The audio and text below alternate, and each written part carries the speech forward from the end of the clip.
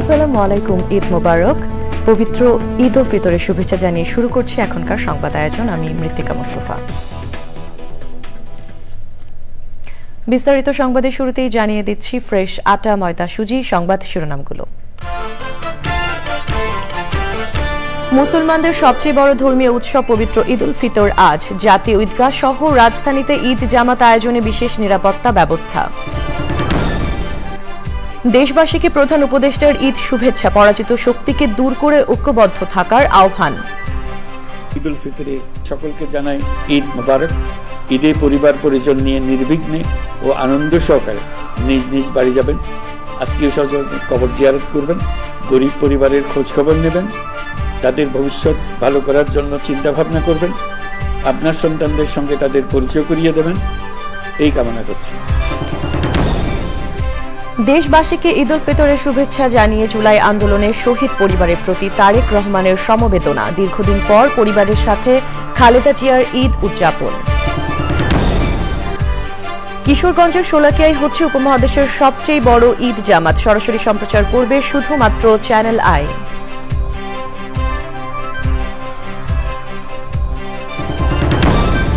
এবং ঈদ আনন্দ উদযাপনের রাজধানীতে দরিদ্র ও কর্মহীনদের ট্রাই ফাউন্ডেশনের খাদ্য সহায়তা, নিত্যপণ্য পেয়ে সুবিধা বঞ্চিত মানুষের কৃতজ্ঞতা প্রকাশ।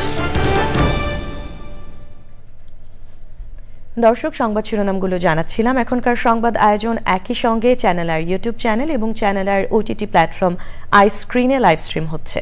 যাচ্ছি বিস্তারিত সংবাদে। পবিত্র ঈদ উল ফিতর আজ মুসলমানদের সবচেয়ে বড় ধর্মীয় উৎসব। এক মাস সিয়াম সাধনার পর বছর ঘুরে এসেছে খুশির ঈদ। রাজধানী সহ সারা দেশে ধর্মীয় ভাবগাম্ভীর্যের মধ্য দিয়ে ঈদ উৎসবে মেতেছেন ধর্মপ্রাণ মুসলমানরা। নতুন পোশাক পরে ঈদের নামাজ আদায় ও পরস্পরের সঙ্গে ঈদ শুভেচ্ছা বিনিময়ের উদযাপন করা হচ্ছে ঈদ। জাতীয় ঈদগাহ সহ রাজধানীর ঈদের জামাতগুলোর জন্য বিশেষ নিরাপত্তা ব্যবস্থা নিয়েছে আইন শৃঙ্খলা রক্ষাকারী বাহিনী।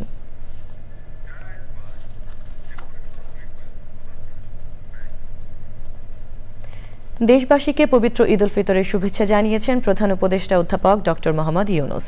শুভেচ্ছা বার্তায় তিনি পরিবার পরিজন নিয়ে নির্বিঘ্নে ও আনন্দের সাথে দেশবাসীর ঈদ উদযাপন কামনা করেছেন।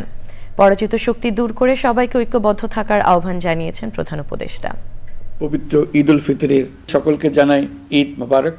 ঈদে পরিবার পরিজন নিয়ে নির্বিঘ্নে ও আনন্দ সহকারে নিজ নিজ বাড়ি যাবেন, আত্মীয় স্বজনের কবর জিয়ারত করবেন, গরিব পরিবারের খোঁজ খবর নেবেন, তাদের ভবিষ্যৎ ভালো করার জন্য চিন্তা ভাবনা করবেন, আপনার সন্তানদের সঙ্গে তাদের পরিচয় করিয়ে দেবেন, এই কামনা করছি।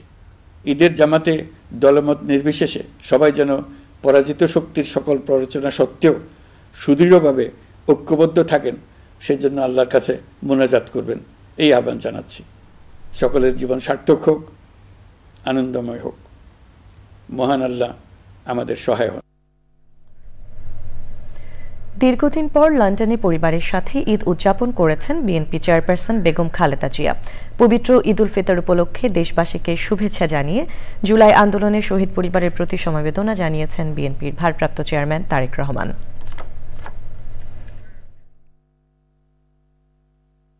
দেশে আইন ও ন্যায়ের শাসন প্রতিষ্ঠা করে সন্তানহারা মায়েদের মনে, স্বজনহারা শোক সন্তপ্ত পরিবারে একটু হলেও সান্ত্বনার বার্তা দেওয়া হবে। এবারের ঈদে এটাই হোক আমাদের অঙ্গীকার, আমাদের শপথ। ঈদ উল ফিতর উপলক্ষে আমি বাংলাদেশ সহ বিশ্ব মুসলিম উম্মার প্রতি জানাই আন্তরিক শুভেচ্ছা, অভিনন্দন ও মোবারকবাদ। ঈদ মোবারক। দেশবাসী ও প্রবাসীদের পবিত্র ঈদ উল ফিতরের শুভেচ্ছা জানিয়েছেন বাংলাদেশ জামায়াতে ইসলামীর আমির ডাক্তার শফিকুর রহমান। এক ভিডিও বার্তায় শুভেচ্ছা জানিয়ে তিনি বলেন, দীর্ঘ 15.5 বছরের প্রচণ্ড দুঃশাসনের পর এবারের ঈদ জাতীয় জীবনে নতুন এক মাত্রা নিয়ে হাজির হয়েছে। আমরা জানি এবারকার ঈদ সকলের জন্য সমান নয়, গোটা জাতির জন্য আনন্দের হলেও যারা আপনজনকে হারিয়েছেন, যারা নিজে আহত এবং পঙ্গু হয়েছেন, তাদের মনে অনেক দুঃখ এবং বেদনা আছে। এই জাতির প্রত্যাশা চিরতরে এই ধরনের জুলুমবাজ এবং জুলুমবাজের অবসান হোক, যাতে ফ্যাসিজম বা দুঃশাসন আবার জাতীয় জীবনে ফিরে না আসে। এবারকার ঈদে জনগণের সেটাই আল্লাহ তাআলার কাছে কামনা হোক এবং প্রত্যাশা হোক। জাতীয় মসজিদ বায়তুল মোকাররমে পবিত্র ঈদ উল ফিতরের প্রথম জামাত হচ্ছে। ঈদের জামাতে অংশ নিয়েছেন হাজারো মুসল্লি। এ নিয়ে জানতে মাজহারুল হক মান্নার কাছে যাচ্ছি।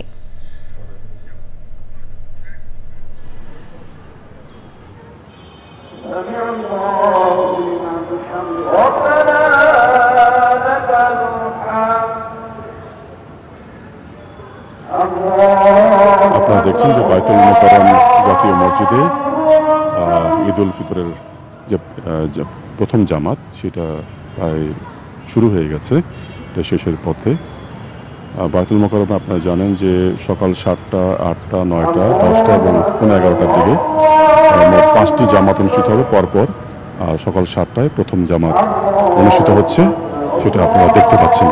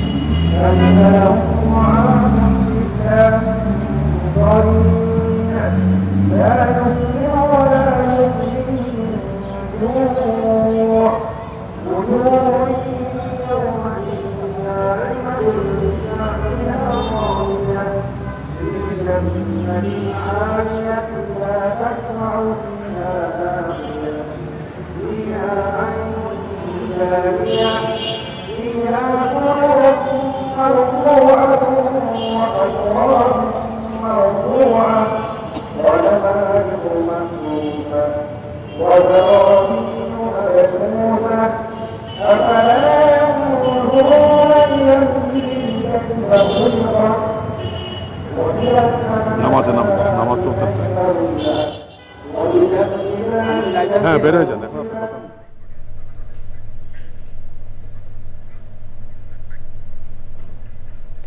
চ্যানেল আই প্রাঙ্গণে পবিত্র ঈদ উল ফিতরের প্রথম জামাত হবে চ্যানেল আই মসজিদে সকাল 8টায় এবং রাজধানীর সর্বশেষ জামাত হবে বেলা 11টা31 রাজধানীর তেজগাঁও ও আশেপাশের এলাকার মুসল্লিরা এখানে ঈদের নামাজ আদায় করবেন। এরই মধ্যে ঈদ জামাতের যাবতীয় প্রস্তুতি শেষ হয়েছে।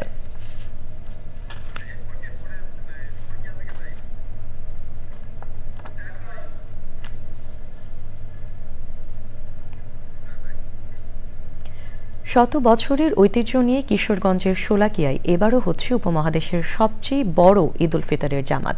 সকাল 10টায় শুরু হবে বৃহত্তম এই জামাত। ঐতিহাসিক এই জামাত শোলাকিয়া থেকে সরাসরি সম্প্রচার করবে শুধু চ্যানেল আই। সেখানে আছেন চকর মালিথা, সরাসরি চলে যাচ্ছি তার কাছে। চকর, কিশোরগঞ্জের শোলাকিয়ায় ঈদগাহে মুসল্লিদের জমায়েত কেমন হয়েছে আমাদেরকে জানাবেন।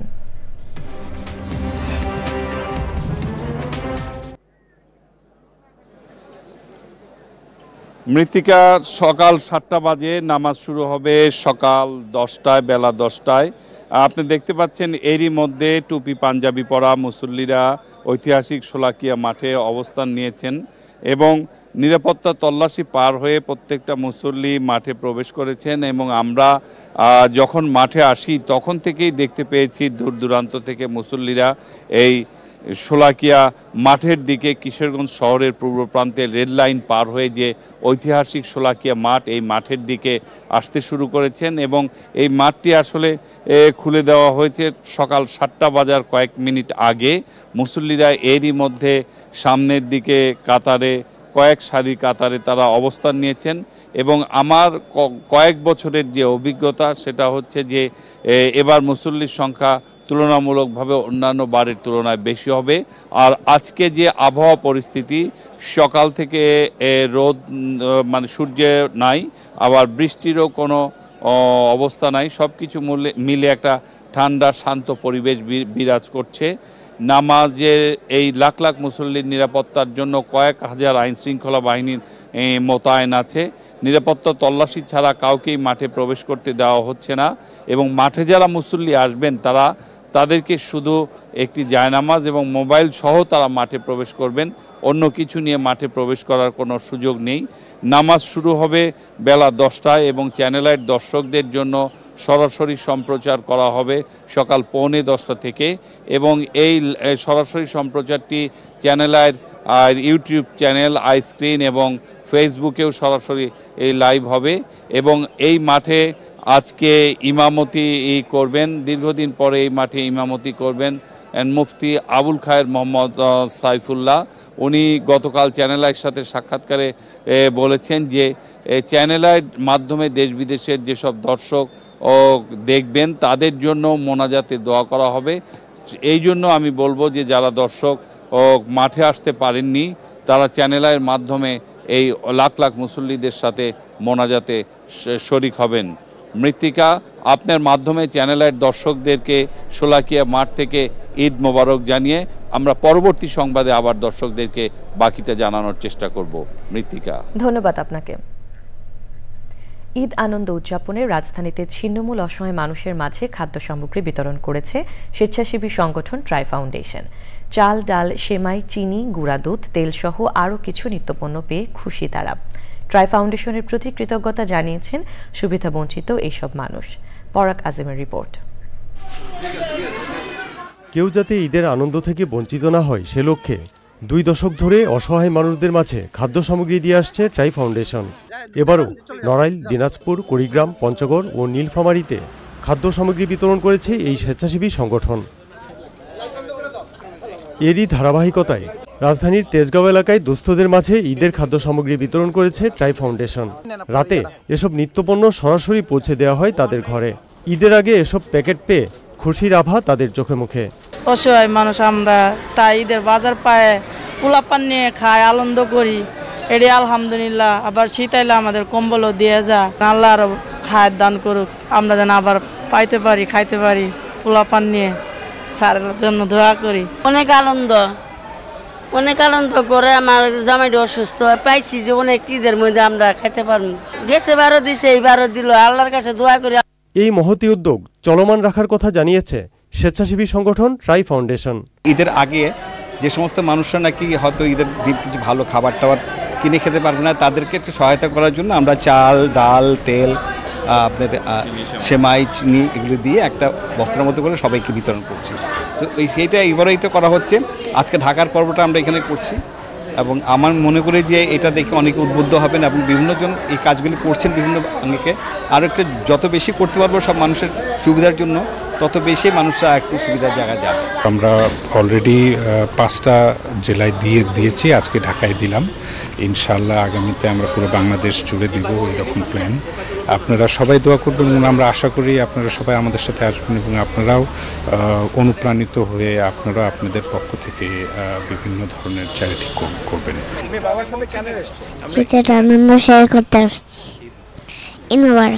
ঈদের খুশি ছুঁয়ে যাক প্রতিটি হৃদয়, এমনটাই চাওয়া ট্রাই ফাউন্ডেশনের। পরাগ আজিম, চ্যানেল আই, ঢাকা। দর্শক, এবারে চলে যাচ্ছি বিরতিতে। বিরতির পর অন্যান্য সংবাদের সাথে থাকছে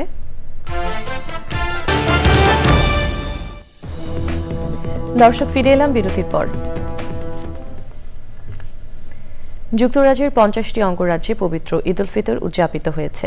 আমেরিকার বিভিন্ন স্টেটে বসবাসরত মুসলিমরা পবিত্র ঈদ উল ফিতরের জামাতে অংশ নেন। অন্যদিকে যুক্তরাষ্ট্র জুড়ে বাংলাদেশিদের পরিচালনাধীন 200-এর বেশি মসজিদ বা মাঠে ঈদ জামাত সম্পন্ন করেছেন ধর্মপ্রাণ মুসল্লিরা। নিউ ইয়র্কের বিভিন্ন অংশে সকাল 8টা থেকে শুরু হয় ঈদের জামাত। সবচেয়ে বড় ঈদ জামাত অনুষ্ঠিত হয় জামাইকা মুসলিম সেন্টারের পরিচালনায় খোলা মাঠে।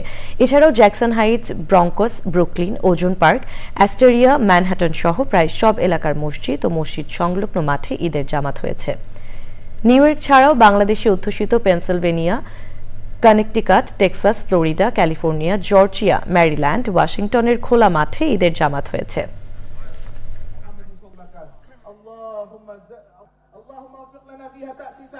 What it is that we love about being Muslim, the coming together, the family, the closeness. সমস্ত মুসলিমবাসীর জন্য দোয়া করব, সারা বিশ্বের শান্তির জন্য দোয়া করব, আমরা একে অপরের ভ্রাতৃত্ব যেন টিকিয়ে থাকে সেই জন্য আমরা দোয়া করব। সর্ববৃহৎ ঈদের জামাত শেষ করলাম। আমি সকল মুসলিম বিশ্বের সকল মুসলিমদের প্রতি আমি বাংলাদেশ সোসাইটির পক্ষ থেকে শুভেচ্ছা এবং ঈদ মুবারক, ঈদ মুবারক। ইটালির রাজধানী রোম সহ দেশটির বিভিন্ন শহরে মুসলিম অভিবাসীরা ধর্মীয় ভাবগাম্ভীর্যের মধ্য দিয়ে পবিত্র ঈদ উল ফিতর উদযাপন করেছেন। এবছর সাপ্তাহিক ছুটির দিনে ঈদ হওয়ায় বিপুল সংখ্যক প্রবাসী বাংলাদেশিদের পাশাপাশি বিভিন্ন দেশের মুসলিম সম্প্রদায়ের মানুষ জড়ো হন ঈদ জামাতে। শিশু কিশোরদের উপস্থিতিও ছিল চোখে পড়ার মতো। স্থানীয় সময় সকালে ঈদের জামাত শেষে মুসল্লিরা শহরের বিভিন্ন দর্শনীয় স্থানে আড্ডায় মেতে ওঠেন। ঈদের নতুন পোশাক পরে শিশু কিশোরদের স্থানীয় পার্কে খেলাধুলা করতে দেখা যায়। ইটালির ঈদ জামাতে নারীদের অংশগ্রহণও ছিল চোখে পড়ার মতো।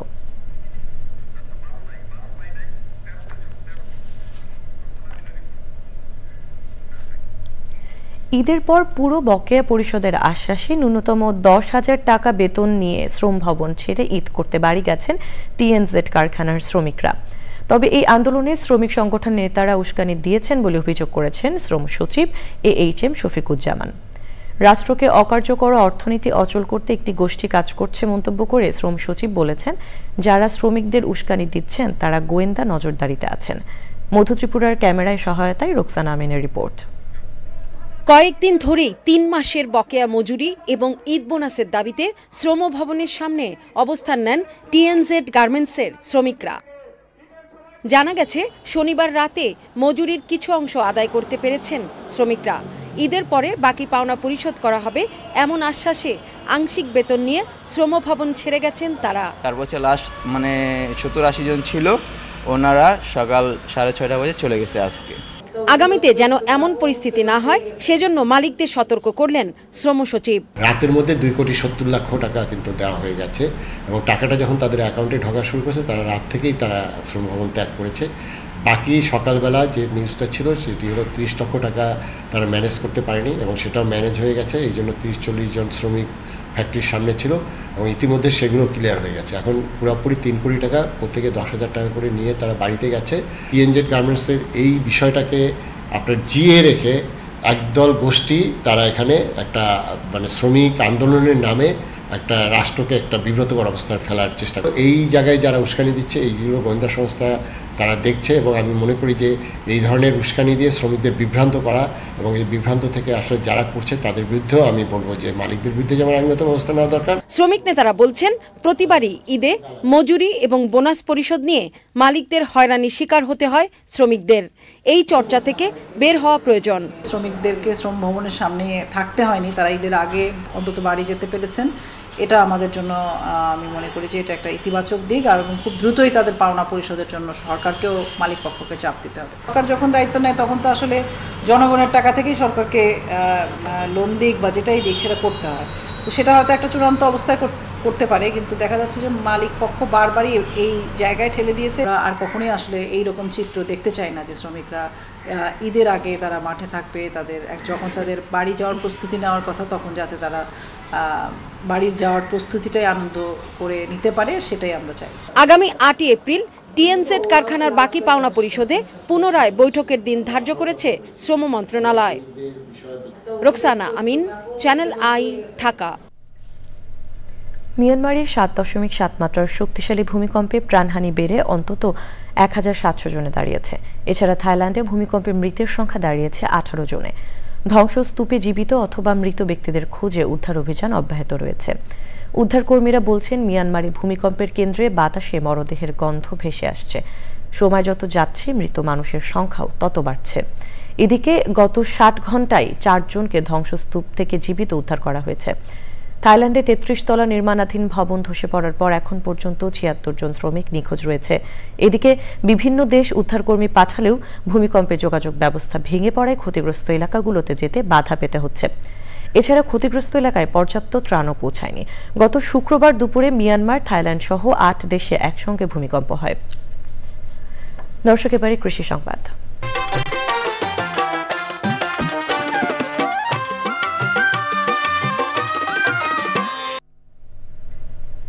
ফরিদপুরের কালো সোনা নামে খ্যাত পেঁয়াজ বীজ আবাদে চলছে শেষ মুহূর্তের পরিচর্যা। গত বছরের চেয়ে এই বছর লাভের আশায় বেশি সংখ্যক জমিতে পেঁয়াজ বীজ আবাদ হয়েছে। তবে সার্বক্ষণিক পরিচর্যায় পেঁয়াজ বীজ এবছর বাম্পার ফলন হবে বলে আশা করছে চাষিরা। শাহাদাত হোসেন তিতুর তথ্য ও ভিডিওচিত্রে আল মুকসিদের রিপোর্ট। ফরিদপুরের সদর উপজেলার আম্বিকাপুর ইউনিয়নে গোবিন্দপুর গ্রামে বংশ পরম্পরায় চাষ হয়ে আসছে কালো সোনা নামে খ্যাত পেঁয়াজ বীজ। দেশের চাহিদার বেশিরভাগ বীজ উৎপাদন হয় এখান থেকে। এখন চলছে শেষ মুহূর্তের পরিচর্যা। একদিকে দর্শনার্থীদের ভিড়ে পেঁয়াজ খেতে সাময়িক সমস্যা হওয়ায় আঘাতপ্রাপ্ত গাছে কস্টেপ ও কাঠি দিয়ে পরিচর্যা করা হচ্ছে। এই যে ভাঙে পড়ে গেছে, এই ভাঙা পড়ে যাওয়ার কারণে দেখা যাচ্ছে এই কদমটা নষ্ট হয়ে যেতে পারে। এই জন্য এই ট্রিটমেন্টটা করলাম, মানে এই কাঠি দিয়া এবং এই কস্টেপ দিয়ে পেঁয়াজ দিয়ে দিলাম, ও সোজা হয়ে রইল, ধরেন এই কদমটা পুষ্ট হয়ে যাবে। অনেক ভালো বীজ, খুব সুন্দর, উচ্চ ফলনশীল, কোনো দুই নম্বরে নাই, বীজটা অনেক ভালো। সফল পেঁয়াজ বীজ চাষী শাহিদা বেগমের কার্যক্রম প্রসারে আগ্রহী হয়েছে কৃষি মন্ত্রণালয়ের কৃষি তথ্য বিভাগ। কয়েক বছর যাবত মৌমাছি পাই না, মৌমাছি না পাওয়ার কারণে আমরা প্রাকৃতিকভাবে হাত দিয়ে পলিনেশনটা করতেছি, যার কারণে বীজটা ভালো হয়, পুষ্ট হয় এবং অনেক ভালো বীজ হয়, যে কারণে আমাদের অনেক খরচ, তারপর আমরা খরচের দিকটা তাকাচ্ছি না। জেলা কৃষি অফিস বলছে এবছর প্রায় 450 কোটি টাকার বীজ বিক্রি হবে বলে ধারণা করা যাচ্ছে। কত শতাংশ জমিতে কতটুকু কাজ করেছে, ওনার ব্যয় কতটুকু হয়েছে এবং ওনার লাভ কতটুকু। কৃষিতে নারী এবং পেঁয়াজ বীজ উৎপাদন ও সংরক্ষণ নিয়ে আমরা কাজ করতে চাচ্ছি, ভিডিও ডকুমেন্টারি, যেগুলো দেখে অন্যান্য কৃষকরা শিখতে পারে। কৃষি সম্প্রসারণ অধিদপ্তর জানিয়েছে এবছর 1820 হেক্টর জমিতে আবাদের লক্ষ্যমাত্রা থাকলেও আবাদ হয়েছে 1854 হেক্টর জমিতে। সমস্ত মাঠে তারা হাত পরাগায়ন করতে ব্যস্ত আছে এবং আমরা আশা করছি যে আগামী 1 থেকে 1.5 মাসের মধ্যে এখান থেকে আমরা একটি ভালো পেঁয়াজের বীজ ঘরে তুলতে সক্ষম হব। এবছর প্রায় 450 কোটি টাকার বীজ বিক্রি হবে বলে ধারণা করছে কৃষি বিভাগ। আল মুকসিদ, চ্যানেল আই। এবারে প্রকৃতি সংবাদ।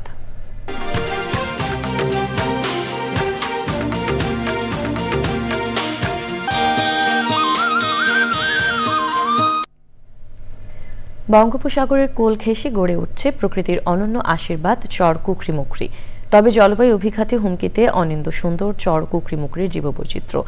সংশ্লিষ্টদের আশঙ্কা, পরিস্থিতি উত্তরণের দ্রুত পদক্ষেপ না নিলে চরমভাবে ক্ষতিগ্রস্ত হবে চরের বাস্তুতন্ত্র। প্রাণ এবং প্রকৃতি রক্ষায় অভিযোজন সক্ষমতা বাড়াতে পদক্ষেপ নেওয়ার কথা জানিয়েছে কর্তৃপক্ষ। হারুনুর রশিদের তথ্য ভিডিও চিত্র নিয়ে আফরোজা হাসির রিপোর্ট।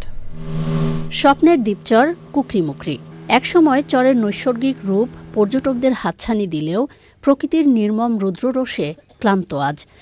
একদিকে ডুবোচর ও লবণাক্ততা বৃদ্ধি, অন্যদিকে ঘন ঘন ঘূর্ণিঝড় ও জলোচ্ছ্বাসে বিপর্যস্ত বনভূমি, বন্যপ্রাণী ও জনজীবন।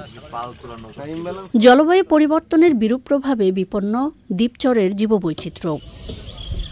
অসচেতনতা দ্বীপের অস্তিত্বকে আরো সংকটে ফেলেছে।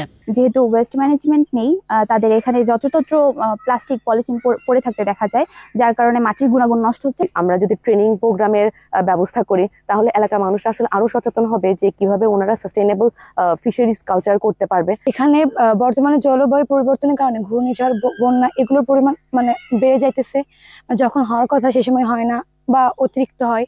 বায়োডাইভার্সিটি এবং ওয়াইল্ড লাইফের অনেক বেশি ঝুঁকিপূর্ণ অবস্থায় আছে।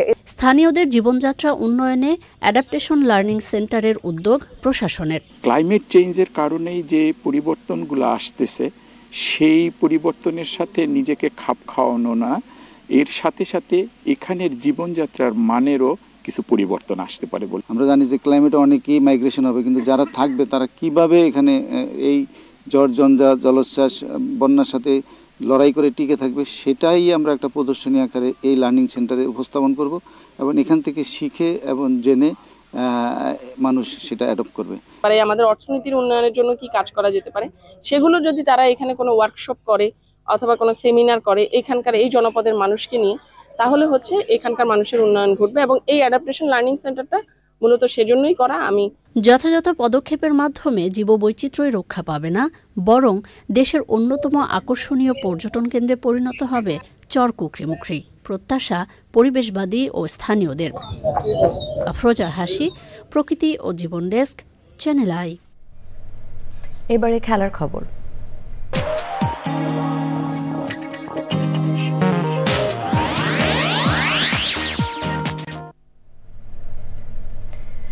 আইপিএলে সানরাইজার্স হায়দ্রাবাদকে 7 উইকেটে হারিয়েছে দিল্লি ক্যাপিটালস। টানা 2 জয় পয়েন্ট তালিকার 2-এ উঠে এসেছে দিল্লি। প্রথমে ব্যাট করতে নেমে 37 রানে 4 উইকেটে হারিয়ে বিপদে পড়ে হায়দ্রাবাদ।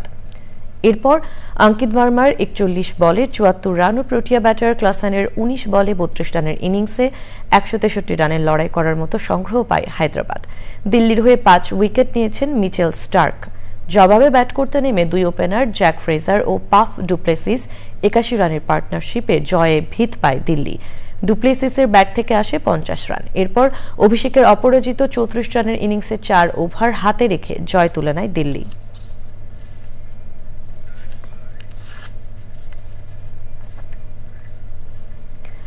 পাকিস্তান সফরে বাংলাদেশের ওয়ানডে সিরিজ বাতিল করা হয়েছে। আইসিসি এফটিপি অনুযায়ী মে মাসে পাকিস্তান সফরে যাওয়ার কথা রয়েছে বাংলাদেশ জাতীয় ক্রিকেট দলের। সফরে টাইগারদের 3টি করে ওয়ানডে ও টি20 খেলার কথা ছিল। তবে দুদেশের বোর্ড সমঝোতায় 3 ম্যাচের ওয়ানডে সিরিজটি খেলবে না দল। 2025 সালের এশিয়া কাপ হবে ভারতে, আর 2026 সালে ভারত ও শ্রীলঙ্কায় হবে পরবর্তী আইসিসি টি20 বিশ্বকাপ। তাই বিশ্বকাপের প্রস্তুতির কথা মাথায় রেখে 2 বোর্ড যৌথভাবে ওয়ানডেতে সিরিজ বাতিলের সিদ্ধান্ত নিয়েছে।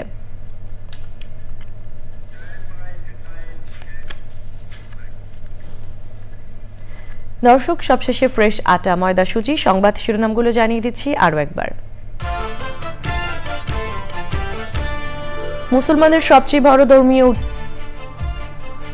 ধর্মীয় উৎসব পবিত্র ঈদ উল ফিতর আজ। জাতীয় ঈদগাহ সহ রাজধানীতে ঈদ জামাত আয়োজনে বিশেষ নিরাপত্তা ব্যবস্থা। দেশবাসীকে প্রধান উপদেষ্টার ঈদ শুভেচ্ছা, পরাজিত শক্তিকে দূর করে ঐক্যবদ্ধ থাকার আহ্বান। ঈদ উল ফিতরে সকলকে জানাই ঈদ মোবারক।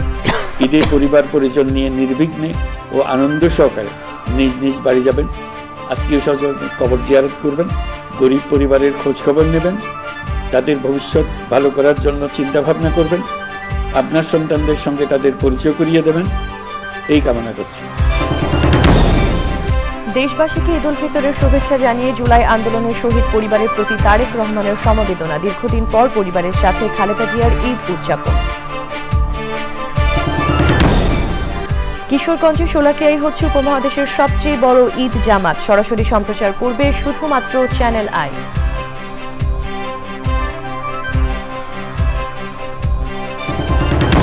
এবং ঈদ আনন্দ উদযাপনের রাজধানীতে দরিদ্র ও কর্মহীনদের ট্রাই ফাউন্ডেশনের খাদ্য সহায়তা, নিত্যপণ্য পেয়ে সুবিধাবঞ্চিত মানুষের কৃতজ্ঞতা প্রকাশ। চ্যানেল আইয়ের সর্বশেষ সংবাদ জানতে ভিজিট করুন channelionline.com এবং যুক্ত থাকুন আমাদের সোশ্যাল মিডিয়া প্ল্যাটফর্মগুলোর সাথে। দর্শক, এই ছিল এখনকার সংবাদ। সবাইকে সাথে থাকার জন্য ধন্যবাদ।